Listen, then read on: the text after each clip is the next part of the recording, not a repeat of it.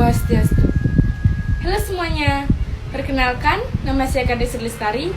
Saya perwakilan membaca puisi dari kelas 10 IPS 1. Baik, di sini saya akan membacakan puisi pilihan.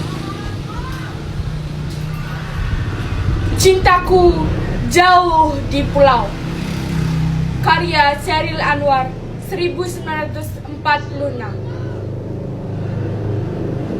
Gadis manis sekarang iseng sendiri, perahu melancar, bulan memancar,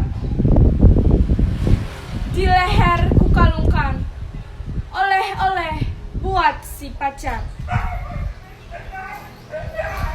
Angin membantu, laut terang, tapi terasa aku tidak akan sampai padanya. Di air yang tenang, di angin mendayu, di perasaan penghabisan segala melaju. Ajal bertahta sambil berkata, tujukan perahu ke pangkuanku saja. Amboi, jalan sudah bertahun ku tempuh, perahu yang bersama kan merapuh. Mengapa ajal memanggil dulu, sebelum sempat berpeluk dengan cintaku?